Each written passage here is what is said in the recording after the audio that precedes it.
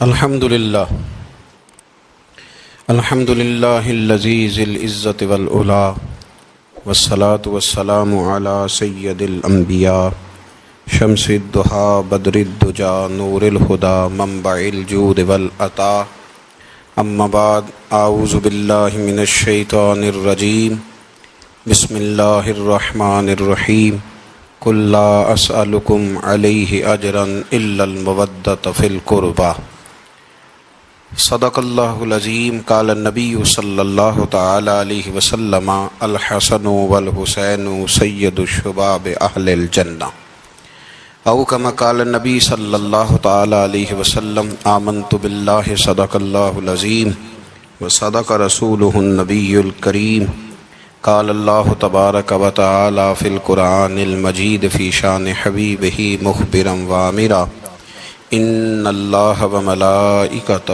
یصلون علی النبی یا ایہا الذین آمنوا صلوا علیہ وسلموا تسلیما الصلاۃ والسلام علیک یا سیدی یا رسول اللہ وعلی آلک واصحابک یا سیدی یا حبیب اللہ الصلاۃ والسلام علیک یا سیدی یا رحمۃ للعالمین وعلی آلک واصحابک یا خاتم النبیین اللہم صلی علی سیدنا و مولانا محمد معدن الجود والکرم وآلہ وصحبہ وبارک وسلم۔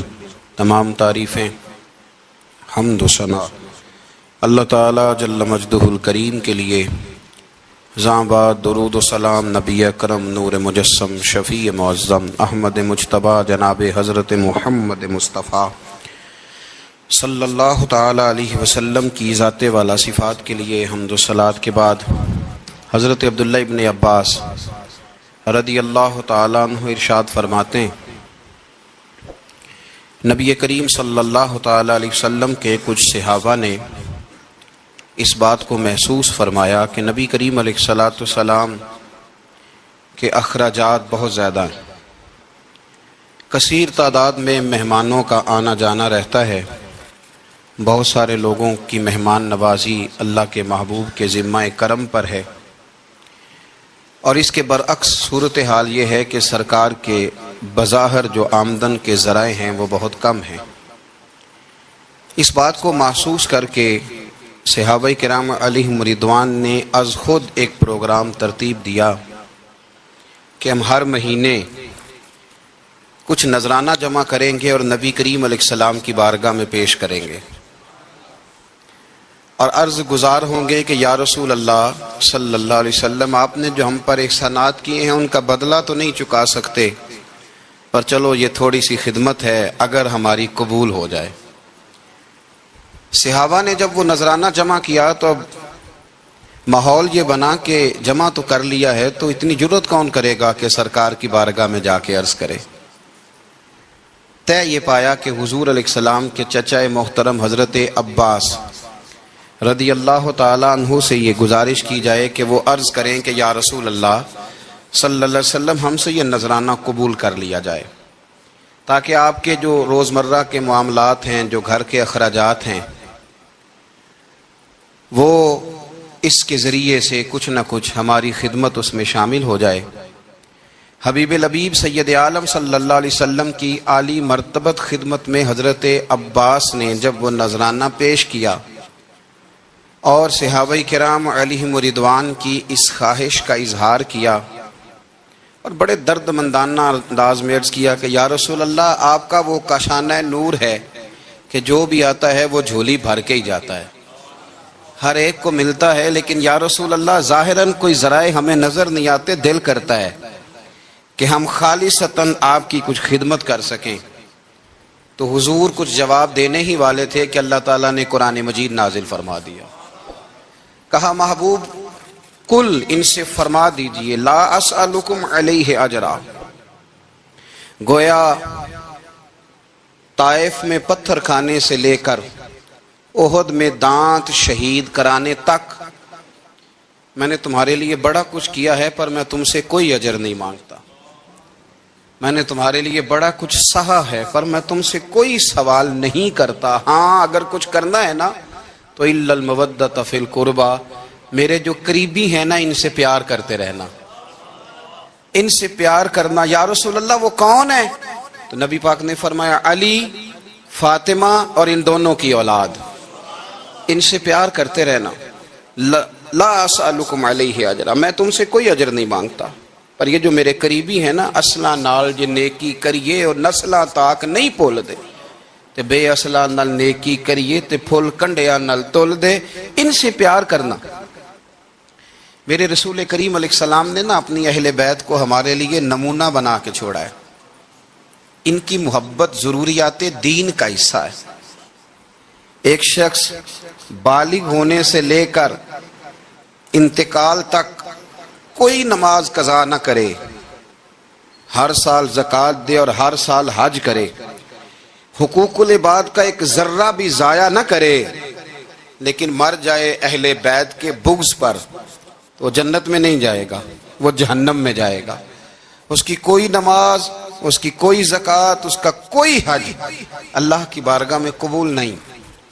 لیکن کمزوریاں رہ جائیں، کوشش کرتا رہے، کمزوریاں رہ جائیں، پر حسنین کریمین سے پیار کرتا جائے، ان کی ماں سے، ان کے والد سے محبت کرتا جائے، تو میرے محبوب نے فرمایا مم مات علی حب آل محمدن مات شہیدا، جو آل محمد کی محبت میں دنیا سے گیا وہ سادہ نہیں گیا، وہ تو شہادت کی موت مرا ہے، تو شہید ہو کے دنیا سے گیا۔ اہل بیت کا اسوہ نور ان کی محبت ضروریات میں سے ہے۔ رسول کریم علیہ السلام نے فرمایا، جامع ترمذی میں موجود ہے، فرمایا میں جا رہا ہوں پر تمہیں دو بڑی بھاری بڑی وزنی چیزیں دے کے جا رہا ہوں، صحیح ستہ کی روایت، دو وزنی چیزیں تمہارے بیچ چھوڑ کے جا رہا ہوں، اگر ان کو تھام کے رہو گے تو کبھی گمراہی تمہارے پاس نہیں آئے گی۔ یا رسول اللہ وہ کون کون سی؟ فرمایا ایک اللہ کی کتاب دے کے جا رہا ہوں اور دوسرا اپنا خاندان دے کے جا رہا ہوں۔ اگر اہل بیت نبوت کو تھامے رہو گے، ہمارے بزرگوں نے لکھا ہے کہ یہ جو حضور نے کتاب اللہ اور پھر اپنی اہل بیت کا تذکرہ فرمایا، تو اس کا مطلب یہ ہے کہ تھیوری دیکھنی ہوئی تو قرآن دیکھنا، اور پریکٹیکل دیکھنا ہوا تو علی اور فاطمہ کو دیکھنا، حسن اور حسین کو دیکھنا، ان کو دیکھنا۔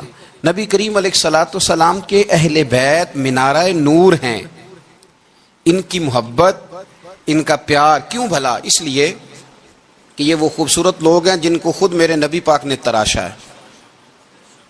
ان کی سیرت میں جتنے رنگ ہیں وہ رسول کریم نے خود بھرے ہیں۔ ان کی ایک ایک بات کا خیال نبی پاک نے رکھا ہے، حضور نے از خود انہیں اپنی صحبت عطا کی ہے۔ زیادہ دور نہیں تھا سیدہ فاطمہ کا گھر، مسجد نبوی کے ساتھ تھا، اللہ کے رسول دن میں 2 دفعہ جایا کرتے تھے۔ پھر بھی کبھی کبھی فرماتے فاطمہ میرا دل کرتا ہے آج میں رات تیرے گھر میں قیام کروں، تو سیدہ فاطمہ الزہرا فرماتی ہیں کہ آمنہ کے لال اس طرح بھی میرے گھر میں قیام کرتے تھے کہ حضور چارپائی پہ لیٹتے تھے تو ایک کندھے پہ امام حسن کا سر ہوتا تھا اور دوسرے پہ امام حسین کا سر اقدس ہوتا تھا، اور فرماتی ہیں رات کو کبھی حسنین کریمین دودھ مانگتے تو میں اٹھتی دودھ دینے کے لیے، تو حضور فرماتے لیٹ جاؤ آج میرے ساتھ سوئے ہیں تو دودھ بھی میں ہی پلاؤں گا، تو محبوب اٹھتے ان کے لیے دودھ لاتے برتن سے نکال کے۔ حضور نے انہیں وقت دیا اور پھر ان کی چھوٹی چھوٹی چیزوں کا خیال رکھا۔ صحیح بخاری میں موجود ہے، تربیت پر توجہ دی۔ امام حسین تشریف لائے، ابھی عمر مبارک 7 سال کے قریب تھی، مسجد نبوی میں صدقے کی کھجوروں کا ڈھیر لگا ہوا تھا۔ چھوٹا بچہ جو ہوتا ہے نابالغ، اس پر شریعت کے احکامات نہیں آتے، صدقے کی کھجوروں کا ڈھیر تھا مسجد نبوی میں۔ یہ تربیت ہے، یہ ٹریننگ ہے جو اللہ کے محبوب نے خود انہیں عطا فرمائی۔ صدقے کی کھجوروں کا ڈھیر تھا، امام حسین حضور کے ساتھ آئے تو امام علی مقام نے نا ایک کھجور اٹھا کے منہ میں رکھ لی۔ شارحین نے لکھا ہے لگتا یہ ہے کہ کئی دنوں کی بھوک تھی، کیونکہ یہ فاقہ اہل بیت کا بڑا محبوب ہے، مجبور نہیں تھے، وہ تو خزانوں کے مالک تھے، پر غریبوں سے محبت کی وجہ سے فاقے کیا کرتے تھے، یہ ان کی پسند ہے فاقہ کرنا۔ تو ایک کھجور امام علی مقام نے رکھ لی تو اللہ کے رسول نے گلے میں انگلی ڈال کے نکال دی، فرمایا حسین یہ صدقہ ہے، یہ میری اہل بیت کے لیے درست نہیں ہے۔ حضور نے خود تربیت کی، اور پھر سیدہ فاطمہ الزہرا نے نا اپنے بچوں کو تراشا، ان پر محنت کی۔ میں اکثر گزارش کرتا ہوں دوستوں سے، میں کہتا ہوں کربلا کا واقعہ کوئی حادثاتی نہیں ہے، اس کے پیچھے پوری ایک لاجک ہے، اس کے پیچھے پورا ایک فلسفہ ہے۔ ایسے ہی کوئی آدمی 3 دن بھوکا پیاسا رہ سکتا ہے؟ کسی آدمی کو صبح اس نے کھانا کھایا اور شام تک کھانا نہ ملے تو ٹانگیں کانپتی ہیں۔ رمضان المبارک میں عبادت کی نیت سے روزہ رکھنے والے بھی شام کو بڑے پریشان ہو جاتے، اور مسلسل 3 دن کھانا نہ کھایا جائے اور پانی نہ پیا جائے، اور حال یہ ہے کہ وہی آدمی تلوار لے کے میدان میں نکلے اور اس کی حالت یہ ہو کہ لوگ اس کے آگے دوڑنا شروع کر دیں، ہزاروں کی فوجیں تاب نہ لا سکیں۔ علی کا گھر بھی وہ گھر ہے کہ جس گھر کا ہر ایک بچہ جسے دیکھو وہی شیر خدا معلوم ہوتا ہے۔ یہ کوئی آسان ہے؟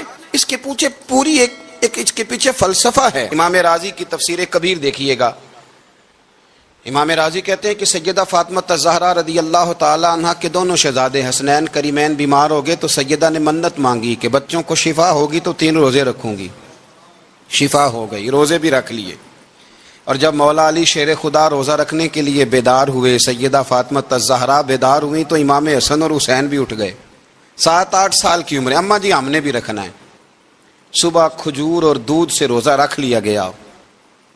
عین افطاری کے وقت مولا علی کہتے ہیں فاقے چل رہے تھے، کہیں سے میں جوں لایا تھوڑے سے، سیدہ فاطمہ الزہرا نے پیس کر روٹیاں پکائیں۔ وہ وقت جو بڑا مشکل ہوتا ہے افطار کا، کہتے ہیں اس وقت جب کھانے کے لیے بالکل ہاتھ آگے بڑھنے لگے اور امید تھی کہ ابھی سیدنا بلال اللہ اکبر کہیں گے تو روزہ کھلے گا، لیکن ابھی چند ہی منٹ رہتے تھے کہ دروازے پر ایک فقیر نے صدا دی، کہنے لگا سارے مدینے کے دروازے کھٹکھٹا آیا ہوں، قحط ہے، فاقہ ہے، اے رسول اللہ کے خاندان والو میں یتیم ہوں، کسی نے بتایا ہے کہ اور کوئی دروازہ کھلے نہ کھلے سیدہ کا دروازہ تیرے لیے ضرور کھلے گا، کیا یتیم کو روٹی ملے گی؟ تو حضرت مولا علی نے بچوں کی طرف دیکھا ہی تھا کہ امام حسن ساری روٹیاں جا کے دروازے پہ دے آئے، کھجور اور پانی سے افطار ہو گیا۔ صبح پھر کھجور اور دودھ سے روزہ رکھا۔ امام راضی کہتے ہیں عین وہ وقت جب افطار کا ٹائم آیا تو پھر دروازے پہ کسی نے صدا دی، کہا رسول اللہ کے خاندان والوں میں مسکین ہوں، رات سے روٹی کھائی ہے، نہ صبح کھا سکا نہ دوپہر، کسی نے بتایا ہے کہ اس دروازے سے خالی کوئی نہیں جاتا۔ امام حسن نے پھر سارا لنگر اٹھایا اور پھر جا کے دے دیا۔ تیسرا دن پھر ہوا، مجھے لگتا ہے کہ جب افطار کا ٹائم آیا ہوگا نا تو یہ خود ہی سارے دروازے پہ دیکھتے ہوں گے، یہ کوئی آیا نہیں لینے والا ابھی تک، لگتا ہے کہ نظریں دروازے پہ تھیں۔ عین افطار کے وقت 3 روٹیاں جب جوں کی پک کے آئی تو ایک بھکاری نے صدا دی، کہنے لگا میں قیدی ہوں، آج ہی قید سے رہائی ملی ہے، پہلے دن کسی کے دروازے پہ صدا ملی ہے، دی ہے روٹی ملے گی۔ امام حسن وہ کھانا دے کے واپس لوٹے، کھجور اور پانی سے افطار ہوا، اور جیسے ہی مسجد نبوی میں تینوں باپ بیٹا نماز پڑھنے گئے تو مولا علی کہتے مجھے بتانا نہیں پڑا، رسول کریم نے میری طرف دیکھ کے فرمایا علی تیرا، فاطمہ کا، حسن اور حسین کا 3 دن والا عمل خدا کو بھی بڑا پسند آیا ہے اور محمد مصطفیٰ کو بھی بڑا پسند آیا، وہ بڑا پسندیدہ عمل۔ میں کہتا ہوں کہ حضرت فاطمہ نے نا ان کی تربیت پہلے ہی کر دی تھی، 3 دن بغیر افطار کے روزہ رکھنے کی، وہ ٹریننگ گھر سے ہو چکی تھی۔ اب میدان کربلا میں 3 دن بھوکا پیاسا رہنا ان کے لیے مشکل نہیں تھا، وہ تو ان بچوں کے لیے مشکل ہوتا ہے جو کھانا دیر سے پکنے سے برتن توڑنے شروع کر دیتے ہیں۔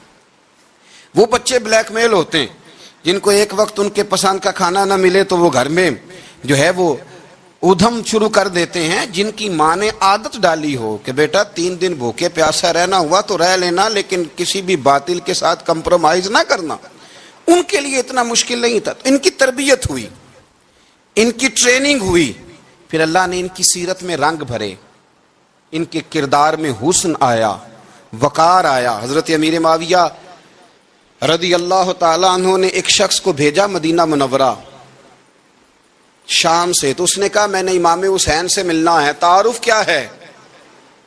جناب امیر معاویہ فرمانے لگے مسجد نبوی میں جانا جس کے گرد لوگ سب سے زیادہ ادب سے بیٹھے ہوں اور جس کی باتیں سب سے زیادہ میٹھی ہوں اور جس کی نظریں سب سے زیادہ جھکی ہوں اور جس کے چہرے پر تمہیں سب سے زیادہ وقار نظر آئے وہی علی کے بیٹے حسین ہوں گے۔ جو سب سے زیادہ تمہیں وہاں ماحول کے اندر جو شخص نظر آئے پوچھنے کی ضرورت نہیں پڑے گی. وہ شخص کہتا میں مدینے آیا تو میں نے واقعی ایک شخص کو دیکھا کہ شہد کے گرد مکھیوں کا اتنا ہجوم نہیں ہوتا جتنا امام حسین کے گرد رسول اللہ کے غلاموں کا ہجوم تھا. لیکن نظریں جھکی ہوئی، باتیں میٹھی، لہجہ گداز گداز، لفظوں میں رانائی. اور لوگ کئی باتیں پوچھتے تو علی کے صاحبزادے ایک آدھ جملہ بولتے تو لگتا یہ کہ وہ جملہ سیدھا دل میں اترتا چلا جاتا ہے. امام علی مقام کے کردار میں نا کچھ باتیں بڑی زیادہ تھیں، بہت زیادہ تھیں. بڑا حسن تھا. ایک بات تو یہ تھی امام حسین رضی اللہ تعالیٰ عنہ کا علم و فضل بڑا کمال کا تھا. ایک دفعہ صحابہ میں مسئلہ بن گیا کہ بچہ پیدا ہوتا ہے تو اس کا وظیفہ کیسے لگانا ہے. امام حسین کا علم و فضل بتا رہا ہوں، علم و فضل. تو بات بڑی پیچیدہ ہو گئی. حضرت عبداللہ ابن زبیر کے پاس لوگ آئے، کہنے لگے کہ آپ بڑے صاحب علم و فضل ہیں، آپ نے حضور علیہ الصلوۃ والسلام کے ساتھ وقت گزارا ہے، تو مسئلے کو حل کریں کہ بچہ پیدا ہونے کے بعد حکومت اگر وظیفہ لگائے گی تو کب لگائے گی. جب بحث طول پکڑ گئی، مسئلہ حل نہیں ہوتا تھا، تو حضرت عبداللہ ابن زبیر کہنے لگے ہم سے نہیں حل ہوگا. ایک بندہ ہے جس کے سینے میں رسول اللہ صلی اللہ تعالی علیہ وسلم کے نور نبوت کا فیضان ہے، وہ یہ مسئلہ حل کریں گے. تو کہا وہ کون سے؟ آپ فرمانے لگے جب ہم سے مسائل حل نہیں ہوتے تو ہم ان کے علم سے فائدہ اٹھاتے ہیں. کہا کون ہے؟ کہا جناب امام حسین. تو لوگ حضرت امام حسین کے پاس گئے کہ حضرت یہ ایک مسئلہ الجھ گیا ہے کہ بچہ پیدا ہو تو وظیفہ کب لگانا ہے. فرمایا الجھنے والی بات ہی کوئی نہیں. پیدا ہونے کے بعد جب وہ پہلی دفعہ آواز نکالے تو اس کا وظیفہ لگا دو. اس کا مطلب یہ ہے کہ وہ دنیا میں آ گیا ہے، اس نے اپنے آنے کا اظہار کر دیا ہے، اعلان کر دیا ہے، اب اس کا وظیفہ لگا دو. تو اس پر پھر صحابہ کا اتفاق ہو گیا. امام حسین کے علم سے، فضل سے لوگ فیض اٹھاتے تھے. پھر اس کے ساتھ ساتھ امام حسین کا ذوق عبادت بڑا شاندار تھا، بڑا زبردست ذوق. علامہ جوزی نے لکھا ہے وکان الحسین رضی اللہ تعالی عنہ فاضلا کثیر الصوم والصلاۃ والحج والصدقۃ وافعال الخیر جمیعا. آپ فرماتے ہیں کہ امام حسین زیادہ نمازیں پڑھنے والے تھے، کثرت سے سجدے کرنے والے، کثرت سے روزے رکھنے والے، زیادہ حج کرنے والے، اور امام حسین صدقہ دینے والے اور نیکی کے کاموں میں شدت کرنے والے تھے. امام حسین کا جو ذوق عبادت تھا وہ اتنا شاندار تھا کہ آپ فرض نماز کے علاوہ روزانہ 100 رکعت نماز نفل ادا فرمایا کرتے. اور امام حسین فرماتے زندگی میں کبھی ایسا نہیں ہوا کہ 3 دن گزر گئے اور حسین کا قرآن پاک ختم نہ ہوا ہو. 25 حج کیے امام حسین نے مدینہ منورہ سے مکہ مکرمہ پیدل جا کے. 25 حج. اب تو نسبت والے لوگوں کو عبادت کی ضرورت نہیں نا، اللہ ماشاءاللہ کہتے ہیں نسبت بڑی ہے. بھئی جن کی نسبت اتنی خاص تھی کہ حضور نے فرمایا یہ فاطمہ کے نہیں میرے بیٹے ہیں، ان کا تو حال یہ ہے کہ فرض کے علاوہ 100 نفل، 3 دن سے پہلے ختم قرآن پاک، 25 حج فرمائے. تو کس نسبت کی بات کرتا ہے؟ یہ نسبتیں تو ہیں جو انسان کو عبادت کے قریب کرتی ہیں. لوگوں نے معیار ہی بدل دیا ہے. حضرت سیدنا امام حسین کی شہادت کے بعد حضرت عبداللہ ابن زبیر رضی اللہ تعالیٰ عنہ نے قاتلان حسین سے خطاب کیا اور فرمانے لگے اللہ کی قسم تم نے اس شخص کو شہید کیا ہے جو راتوں کو لمبے لمبے قیام کرتا تھا، اور تم نے اس شخص کو شہید کیا ہے جس سے میں دن میں جب بھی ملتا تھا تو وہ روزے سے ہوتا تھا. تم نے اس شخص کو شہید کیا جو قائم اللیل تھا، صائم الدہر تھا، اس شخص کو تم نے شہید کیا. آپ کو پتہ ہے کہ میدان کربلا میں جب 9 محرم کو ابن سعد نے امام حسین سے کہا کہ جنگ کرو اگر یزید کی بیعت نہیں کرنی، تو امام حسین نے فرمایا 1 رات کی مہلت دے دو، 1 رات کی مہلت دے دو. حضرت امام زین العابدین کہتے ہیں میں نے اپنے والد گرامی سے عرض کی کہ ابا جی آپ جہاد سے دور جانے والے تو ہیں نہیں، آپ تو جہاد سے پیار کرنے والے، اور یہ بھی پتہ ہے مجھے کہ یہ جنگ اب ہو کے رہے گی، تو 1 رات کی مہلت لینے کا معنی کیا ہے؟ بھئی کل بھی لڑنا ہے اور رات بھی لڑنا ہے، تو ابا جی 1 رات کی مہلت. تو سیدنا امام حسین رضی اللہ تعالیٰ عنہ فرمانے لگے بیٹا رات کی مہلت اس لیے لی ہے کہ میں آج رات کھل کے اپنے رب کی عبادت کر لوں، میں استغفار کر لوں، میں لمبے سجدے کروں. اور کہا زین العابدین تو جانتا ہے نا کہ مجھے نماز سے، تلاوت سے، دعا سے اور استغفار سے بڑا پیار ہے۔ نماز سے مجھے پیار ہے، دعا سے مجھے پیار ہے، استغفار سے مجھے پیار ہے۔ فرمایا بیٹا میں نے اس لیے نہیں کہ میں چاہتا ہوں ایک رات اور دنیا میں رہوں۔ تو امام زین العابدین فرماتے ہیں امام علی مقام نے سجدے پہلے بھی بڑے کیے، پر 9-10 کی درمیانی رات جو ان کے سجدے تھے وہ میں نے کبھی نہیں دیکھے۔ فرماتے ہیں تیمم کے ساتھ وہ رات کی جو عبادتوں کا رنگ تھا وہ میں نے کبھی نہیں دیکھا۔ امام علی مقام کا عبادت کا ذوق تھا، شوق تھا، لذت تھی۔ آپ یقین کریں ایسے ایسے عجیب بہانے ہم لوگوں کہتے ہیں میرا نماز میں دل نہیں لگتا، تو میں کہتا ہوں تیرا گپ شپ میں کس طرح لگتا ہے، تیرا موبائل پہ کیسے لگتا ہے بھائی؟ یہ تو بھائی ذوق کی بات ہے۔ امام حسین کہتے ہیں مجھے قرآن پاک سے پیار ہے، مجھے تلاوت سے پیار ہے، مجھے دعا سے پیار ہے، مجھے استغفار سے پیار۔ بھائی جس کو جس چیز سے پیار ہوگا دل لگ جائے گا۔ ہم نے کبھی پیار کیا ہی نہیں اس سے، جن چیزوں سے پیار ہے وہاں دل لگ جاتا ہے۔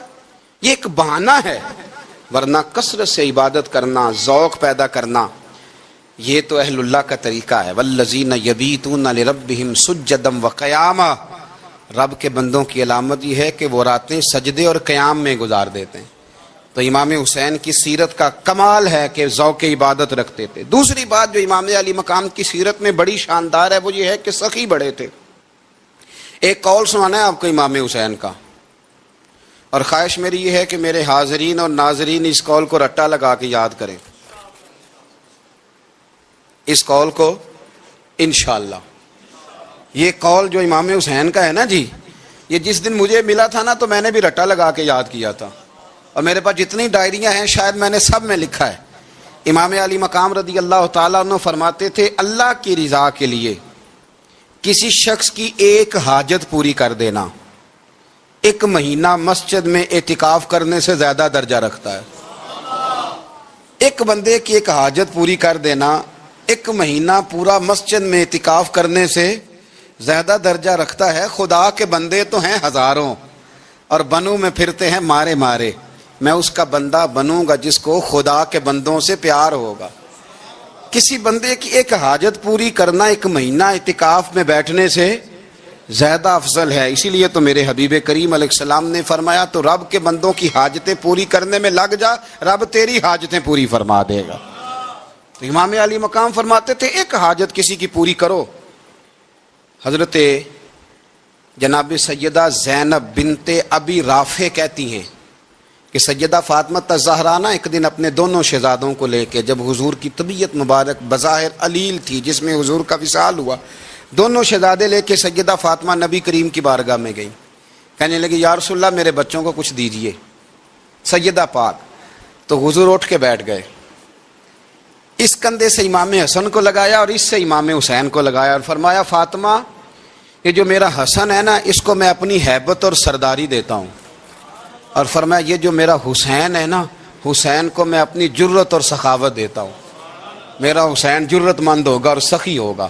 داتا گانج بخش علی حجویری، امام الاولیاء، سید الاصفیاء، داتا صاحب کشف المعجوب میں فرماتے ہیں ایک دن نا امام حسین کے پاس ایک شخص آیا بڑی دور سے کچھ مانگنے کا، حضور کچھ دیجئے۔ وہ شخص کہتا ہے کہ میرا ظرف یہ تھا کہ 4-5 دینار ملیں گے۔ تو امام حسین فرمانے لگے تھوڑی دیر بیٹھ جا، رزق آ رہا ہے۔ تو امام حسین کو حکومت وقت کی طرف سے نا 5 تھیلیاں ملی جس میں ایک تھیلی میں 500 اشرفیاں تھیں، 5 تھیلیاں آئیں، لیکن اس کو آنے میں نا ذرا دیر ہو گئی۔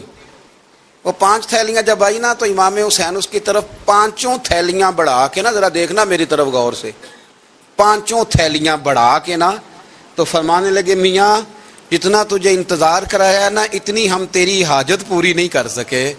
تو یہ نہ محسوس کرنا کہ حسین کے دروازے پہ بیٹھا بھی رہا ہوں تو ملا کیا ہے، یہ نہ محسوس کرنا۔ وہ شخص کہتا ہے جب میں نے وہ تھیلیاں کھولی اور پھر میری نظر امام حسین پہ پڑی تو میرے اندر سے آواز آئی اگر حسین ابن علی اتنے سخی ہیں تو محمد عربی کتنے سخی ہوں۔ اگر یہ معیار ان کا ہے، ان کا یہ معیار ہے، اور خود بھیک دیں خود ہی کہیں منگتے کا بھلا ہو، خود کہنے لگے جتنا انتظار کرایا ہے اتنی تیری مدد کر سکے۔ یہ سخاوت کا معیار تھا، یہ طریقہ تھا۔ ایک دفعہ سیدنا امام حسین رضی اللہ تعالیٰ عنہ کہ گھر کے اندر نا 5000 دینار آئے. مسجد میں تھے، آپ کو 5000 دینار ملے تو امام زین العابدین کہتے ہیں کہ مسجد سے لے کر گھر آنے تک امام حسین نے 5 کے 5000 اللہ کے رستے میں خیرات کر دی. فرماتے میں نے کہا ابا جی 5 دینار کی گھر میں ضرورت تھی،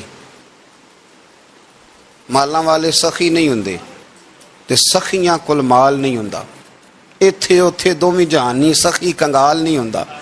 کہا ابا جی 5 دینار کی گھر میں ضرورت تھی. تو کہتے ہیں مجھے فرمانے لگے بیٹا یہ جن کو میں نے دیا ہے نا یہ گھر کے لیے ہی دیا ہے، یہ گھر کے لیے ہی دیا ہے. جن کو دیا ہے تمہارا کیا خیال ہے، یہ باہر خرچ ہوا ہے، یہ گھر کے لیے ہی ہے. اس لیے کہ جب انسان دوسروں پر شفقت کرتا ہے تو اللہ اس کے گھر پہ رحمت فرماتا ہے. امام حسین کے مزاج میں پہلی بات میں نے ذوق عبادت کی عرض کی. دوسری بات عرض کر رہا ہوں کہ صحابہ حضرت اسامہ بن زید بڑے پیارے ہیں میرے نبی کریم کے، بڑے پیارے. حضرت اسامہ بن زید کے بارے میں سیدہ عائشہ صدیقہ فرماتی ہیں ان کے ناک سے اگر رینٹھ نکلتی تھی تو اللہ کے رسول اپنے دستے مبارک سے صاف کر دیتے تھے. اور سرکار فرماتے تھے کہ اگر اسامہ لڑکی ہوتا نا، ان کے غلام کے بیٹے تھے حضرت زید بن عامر، اگر یہ لڑکی ہوتا میں اسے زیور پہناتا. بڑے پیارے تھے. لیکن جب ان کا آخری وقت آیا نا تو 60,000 دینار کا قرضہ تھا. رشتہ داروں سے کہا، دوستوں سے کہا، یاروں سے کہا، پر قرض ادا نہیں ہو رہا تھا. حضرت اسامہ بن زید کہتے ہیں بڑا پریشان تھا. جب حد ہو گئی نا تو حضرت اسامہ بن زید فرمانے لگے جاؤ کوئی حسین ابن علی کو خبر کرو، ان سے کہو میں نا غلام ہوں آپ کے نانا کا، اور مقروض دنیا سے چلا گیا تو کیا بنے گا. امام حسین کو خبر ملی تو دوڑے آئے. لاجپال اس پیر کو نہیں کہتے جو تگڑا نذرانہ لے کے تو ماتھا چوم لے، لاجپال تو اس کو کہتے ہیں کہ جب ضرورت پڑے تو وہ سر پہ موجود ہو. حضرت سیدنا امام حسین تشریف لائے تو جناب اسامہ بن زید رو پڑے، کہنے لگے حضور میں نے نا غلامی کی ہے آپ کے نانا کی، اور اس غلامی پہ ناز ہے. اب 60,000 دینار کا قرضہ لے کے دنیا سے جاؤں گا تو میری قبر پہ بوجھ رہے گا. امام حسین خادم کو بھی کہہ سکتے تھے جاؤ گھر پیسے پڑے ہیں لے آؤ. امام حسین خود گئے، چادر روڑ کے تو اس کی اوٹ میں بکل میں 60,000 دینار چھپا کے لائے اور جناب اسامہ بن زید کے سامنے رکھ کے کہنے لگے اسامہ یار پیسے رات کو ہی آئے تھے، میں سوچ رہا تھا مجھے تو ضرورت نہیں، اللہ نے کس کا نصیب میرے گھر میں بھیج دیا ہے، مجھے تو حاجت ہی نہیں تھی، اب پتہ چلا پیسے تیرے تھے. اللہ نے حسین کی ڈیوٹی لگائی ہے کہ جا کے دے آ. حضرت اسامہ بن زید رو پڑے، فرمانے لگے اللہ آپ کو بہترین صلہ عطا فرمائے. یہ معیار تھا. اور پھر تیسری بات یہ کہ دل کے بڑے صاف تھے. دل بدستاور کے حج اکبر است، از ہزاراں کعبہ یک دل بہتر است. شیخ سعدی کہتے ہیں کہ درویش کہتے ہیں کہ کسی کا دل رکھ لینا نا، دل راضی کر دینا کعبے کا 1000 بار حج کرنے سے بہتر ہے. دل بدستاور کے حج اکبر است، کسی کا دل راضی کرنا حج اکبر ہے. امام بڑا ہی پیار کرتے تھے. گھوڑے پہ جا رہے تھے، کچھ فقیر غریب لوگ بیٹھ کے روٹی کھا رہے تھے. کہاں رہے تھے؟ سڑک کے کنارے. تو امام زین العابدین فرماتے ہیں کہ جب امام حسین گزرے تو انہوں نے آواز دی حضور دل کرتا ہے ہمارے ساتھ بیٹھ کے روٹی کھائیں. کائنات کے مالک و مختار کے نواسے اور دنیا کے سب سے بڑے شہزادے گھوڑے سے اترے اور غریبوں کے ساتھ سڑک پہ بیٹھ گئے، روٹی کھانے لگے اور دیر تک کھاتے رہے. اور جب فارغ ہو گئے تو فرمانے لگے کھانے کی ضرورت بھی نہیں تھی، حاجت بھی نہیں تھی، پر تم نے آواز دی تو دل رکھنے کو بیٹھ گیا تھا، اگر اجازت دے تو چلا جاؤں. یہ مزاج تھا، یہ طبیعت تھی. آپ کے ایک بھائی ہیں چھوٹے، حضرت محمد بن حنفیہ نام ہے، حضرت مولا علی شیر خدا رضی اللہ تعالیٰ عنہ کی دوسری بیوی سے. ایک دن حضرت امام حسین ان کے گھر میں بیٹھے تھے تو کسی بات میں نا اختلاف رائے ہو گیا، تو امام علی مقام ناراض ہو گئے، فرمایا آج کے بعد تیرے گھر نہیں آؤں گا. رومال اٹھایا چلے گئے. لوگوں نے حضرت محمد بن حنفیہ رضی اللہ تعالیٰ عنہ سے کہا حسین تو ناراض ہو گئے، کبھی نہیں آئیں گے. آپ فرمانے لگے بھائی تمہارا ہے کہ میرا؟ جی بھائی تو آپ کے ہیں. فرمایا اگر کہو تو چند منٹوں میں حسین واپس آئے. جناب ناراضگی ہو گئی ہے. فرمایا ناراضگی ہوئی ہے پر میں اس کے دل کی نرمی کو تو جانتا ہوں نا. اس کے مزاج کے اندر جو محبت ہے اس سے تو ابھی آئے کہ جناب وہ کیسے؟ فرمانے لگے دیکھنا ذرا. تو امام حسین نے خط لکھا، حضرت محمد بن حنفیہ نے رکا لکھا، کہنے لگے حسین میرے باپ کا نام بھی علی ہے اور آپ کے باپ کا نام بھی علی ہے، پر ایک فضیلت ایسی ہے جس میں آپ کا مقابلہ نہیں کر سکتا، وہ یہ ہے کہ آپ سیدہ فاطمہ تو زہرا کے لال ہیں، آپ محمد مصطفیٰ علیہ السلام کے نواسے ہیں.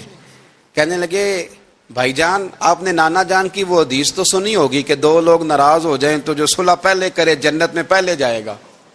فرمانے لگے دل میرا کر رہا تھا کہ پہلے صلح کر لوں، لیکن پھر بڑے بھائی کو پشت کروں گا جنت میں جاتے ہوئے، یہ بھی تو بے ادبی ہے نا. اب خط میں نے لکھ دیا ہے، آپ کا جو ارادہ ہو. امام حسین نے خط پڑھا تو آنکھوں میں آنسو آ گئے. پھر سے رومال اٹھایا. بچے پوچھنے لگے کہاں جا رہے ہیں؟ کہا بھائی کے گھر جا رہا ہوں. کہا آپ تو ناراض تھے. فرمایا تھا ناراض پر ہے تو میرا بھائی نا. ہو گئی بات ختم. بڑی دل میں نرمی، طبیعت میں سوز، لہجے میں گداز. لیکن اس کے ساتھ ساتھ امام حسین رضی اللہ تعالیٰ عنہ کا جذبہ جہاد، امام حسین کی استقامت.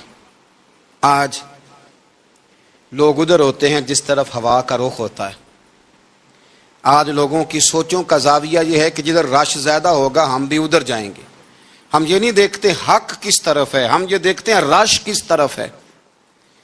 امام حسین رضی اللہ تعالیٰ عنہ نے رش نہیں دیکھا، حق دیکھا.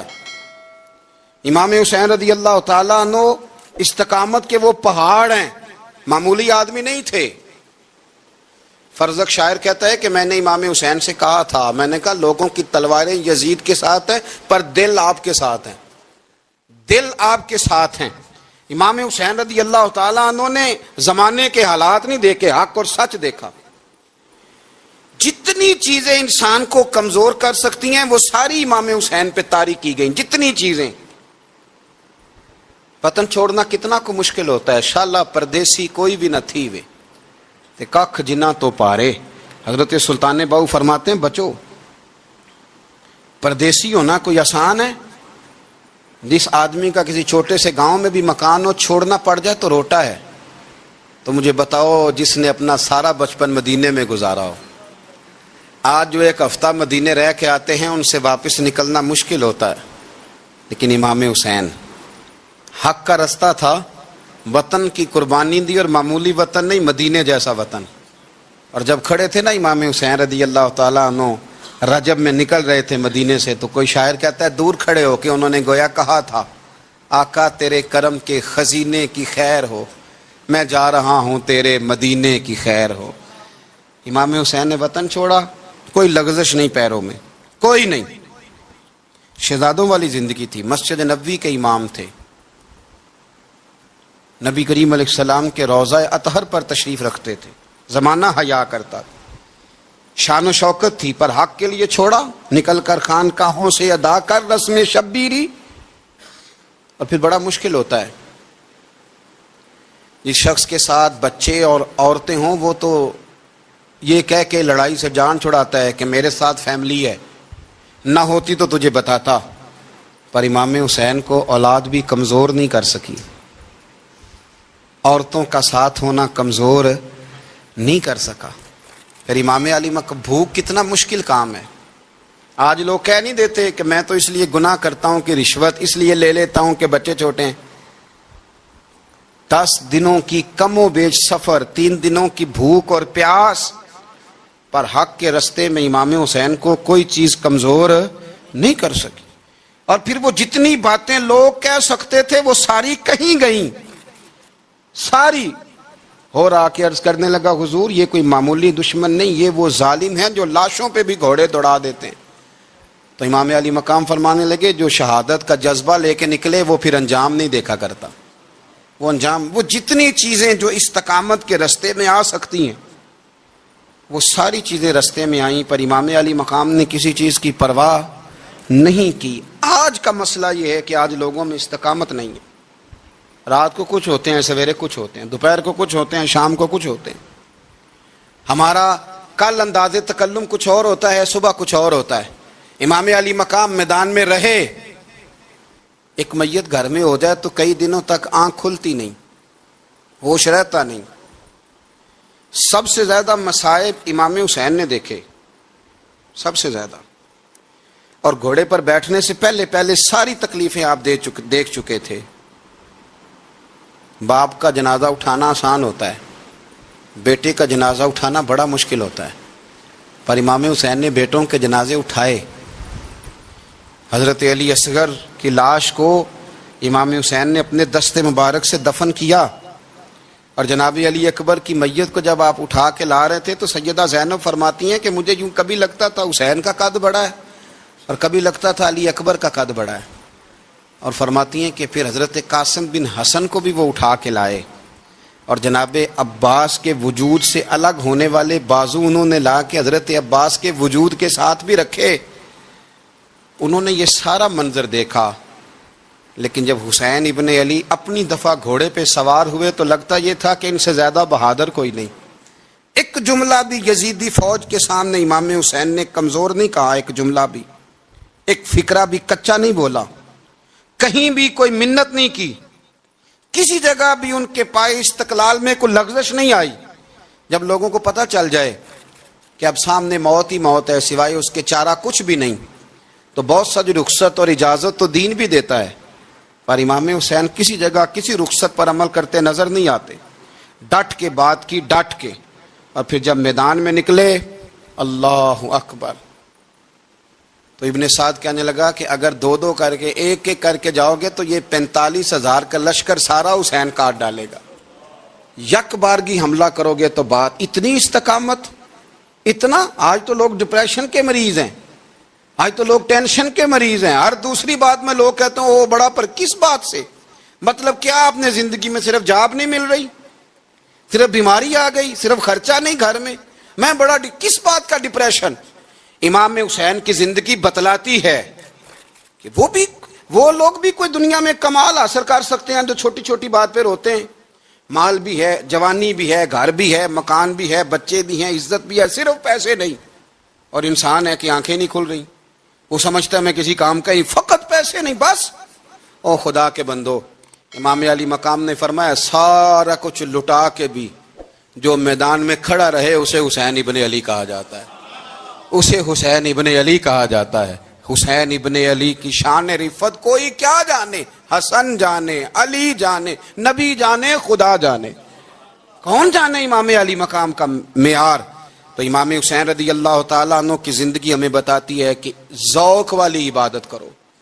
امام حسین کی زندگی ہمیں بتاتی ہے کہ جب تم سخاوت کرو تو پھر اپنی حیثیت سے بڑھ کر کرو، اور امام حسین کی زندگی ہمیں بتاتی ہے کہ دل میں کسی کے لیے کوئی بات نہ رکھو، صلح کرنے میں پہل کرو، محبتیں کرنے میں آگے بڑھو۔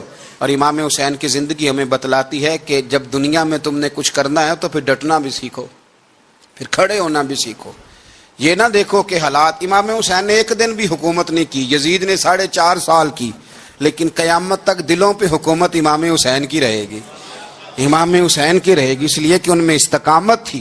امام حسین کے ساتھ اس وقت 72 لوگ تھے، لیکن آج کائنات کا ذرہ ذرہ امام حسین کے ساتھ ہے۔ اس کا مطلب ہے وقت لگتا ہے، نظریہ غالب آ ہی جایا کرتا ہے، تو استقامت والی زندگی گزاریں۔ اللہ تعالی ہمیں ان کے فیوز و برکات عطا فرمائے۔ آخر دعوانا ان الحمدللہ رب العالمین۔ اگر آپ کو یہ ویڈیو پسند آئے تو ہمارے چینل محفل ذکر کو لائک اور سبسکرائب ضرور کریں۔ شکریہ۔